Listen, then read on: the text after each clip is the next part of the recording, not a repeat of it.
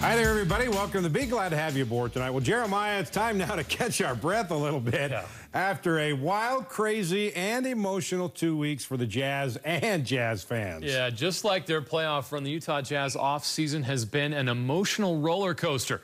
From the excitement of draft night to the disappointment and pain of Gordon Hayward's indecision. The team now has a full 15-man roster, a roster with so much international flavor, the Jazz should be called the United Nations. The movement started on draft night when Dennis Lindsey pulled off a stunner, sending Trey Lyles in the number 24 pick to Denver for Donovan Mitchell. The night also netted North Carolina center Tony Bradley and Gonzaga point guard Nigel Williams-Goss. June 30th, Lindsey pulled off another stunner by trading for Ricky Rubio from Minnesota via Spain. Well, give you my word as a Spaniard.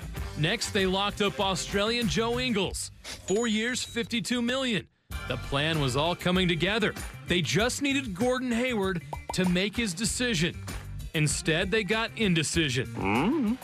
After flying to Miami, Boston, and an awkward meeting with the Jazz in San Diego, Gordon broke your heart. He chose Boston and took a blowtorch to his 7-year legacy in Utah.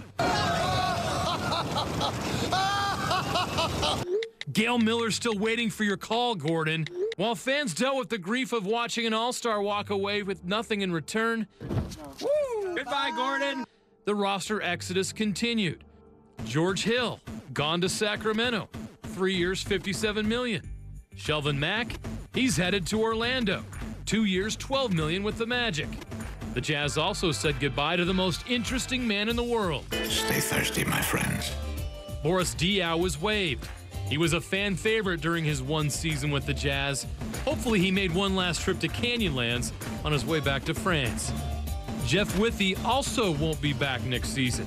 So the Jazz had some roster spots to fill, and they did it all within 24 hours. And here we go.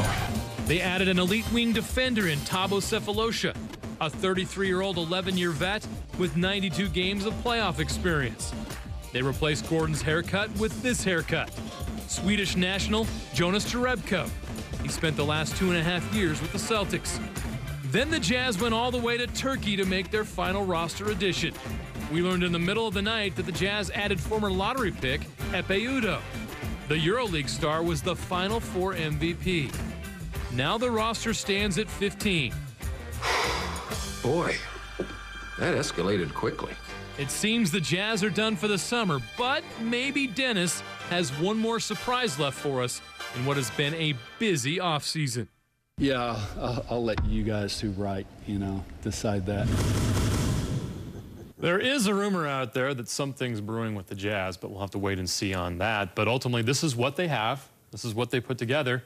The team's going to be very good defensively, not so much offensively. Yeah, no, I don't think it's going to happen with free agency because there's not a lot of dynamic free agent stuff. That's over with. But trades, you look at the roster, who are they going to trade that they can get anything better? That's the question. How are you going to get a top 20 player in the league? How are you going to get a top 50 player in the league? Sure. That's what you'd need, and that's not going to happen. Well, don't want to doubt Dennis Lindsey because he done some pretty miraculous things the last couple of years. Yeah, I'm just not hearing of anybody that's available in that range, some of the top players in the league. Now, well, they're just going to have to rely on Rodney Hood.